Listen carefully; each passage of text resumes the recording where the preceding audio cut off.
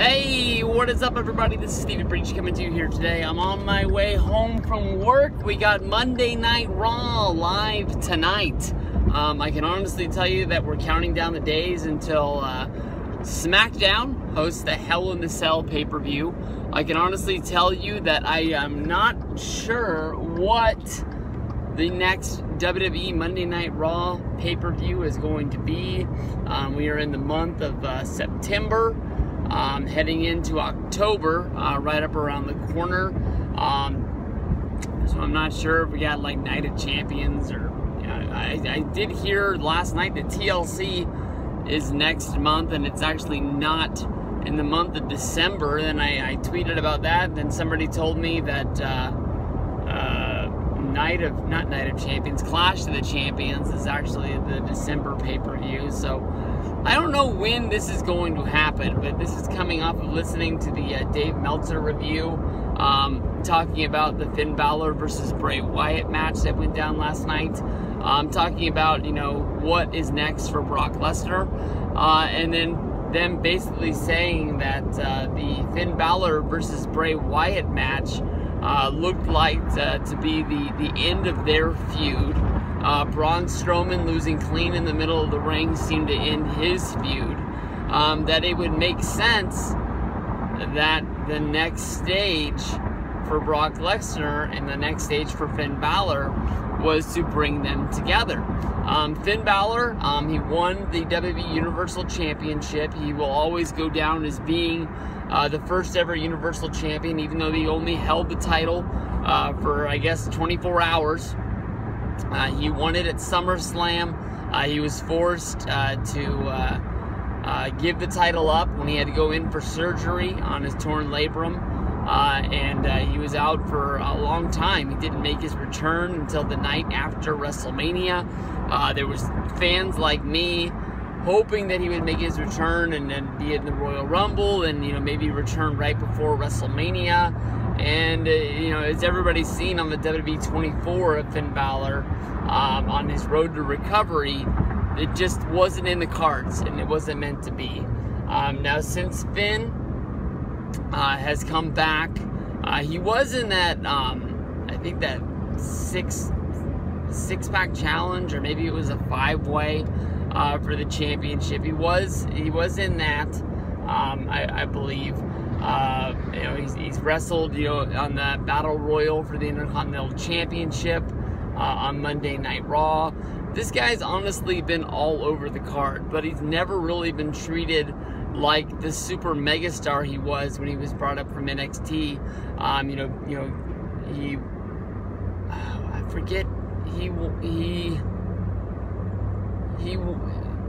I think he won like a fatal 4-way, and then the winning of the fatal 4-way, it set him up to have a match against Roman Reigns to be the #1 contender to win that championship at SummerSlam against Seth Rollins. But, you know, he came in with a mega push, and I don't know if it's maybe that since he got injured when he was the champion, it's sort of, you know, put that mark on him that they're gonna wait and see instead of, you know, putting the gas on him. And honestly, was something that happened to Mr. Kennedy in his career. Mr. Kennedy looked like a guy that was going to be greenlit to win the championship. He even was told that he was going to cash in, and just bad luck, got injured the night before he was supposed to cash in the Money in the Bank.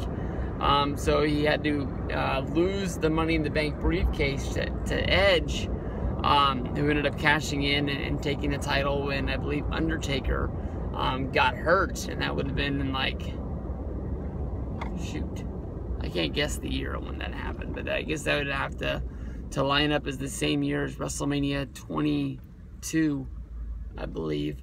But I think that Finn Balor is the future of wrestling. I've said this 1,000 times, that if there wasn't Finn Balor, I'm not quite sure that I would be into wrestling anymore. But I did watch last night's pay-per-view. I did know that Finn Balor was going to have a bad match. I don't hate Bray Wyatt. I do believe that everyone that they've put against Bray Wyatt stalls their career. Dean Ambrose came off of wrestling matches against Seth Rollins where people thought that he was going to be the next Stone Cold Steve Austin, that he was the future of the business. He was a believable champion. Next thing you know, Bray showed up in that Hell in a Cell match, and they got nowhere. Basically, Bray has had, bad, I'm not going to say he's had bad matches, but matches that nobody's cared about against, Chris Jericho, Randy Orton, although that House of Horrors match was fucking awesome. But I just don't think that anybody comes out of a feud with Bray Wyatt stronger than they went in. Definitely they lose ground and they're not what they once were. But people are saying that maybe they'll look at Finn Balor beating Bray Wyatt as he is the new #1 contender. He could move up and be the next guy to step up and have a match against Brock Lesnar. I honestly believe that when the championship is not on Brock, it means more, because whoever is the champion is on Raw each and every week. I know people had the argument that, The Rock shouldn't have won the championship because of the fact that even though it is The Rock, he's not going to wrestle on house shows. I've been to house shows that didn't have a championship match, and I honestly still had a ton of fun. So I don't want to bring that in to the argument, but I think that honestly Monday Night Raw, as well as pay-per-views without a champion, don't mean as much to me. You go back to Brock's last run. I know they tried to make the Money in the Bank briefcase mean something back then, but when the Money in the Bank briefcase is not able to be cashed in because of the fact that the champion's not on the show, you just got a guy walking around with a briefcase. Finn Balor, to me, I think, is somebody that could step up and beat Brock. As of right now, I think on paper, the plan for WWE is that Roman has to be the guy to beat Brock.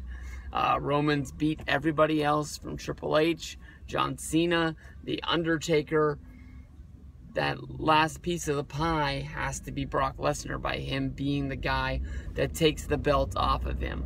I don't know why they haven't done it yet, but maybe they're trying to save that for WrestleMania, so he could, still have a big moment at WrestleMania and try and be that #1 guy. At No Mercy last night, it was John Cena putting over Roman, basically saying that he was the future of the company. He is somebody that he does put his faith in now. He was able to push him until the breaking point, and get something out of Roman to try and push him to be the guy that everyone else thinks that he's able to be. I really, really want to see Finn versus Brock.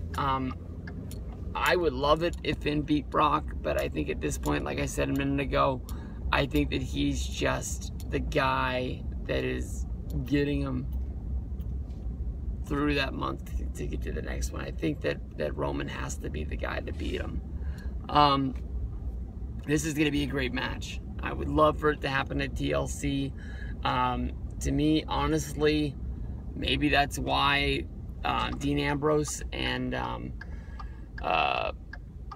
Seth Rollins kept the titles. Maybe that'll be the TLC match. But if TLC is the next Raw pay-per-view, I don't really see what the actual TLC match could be.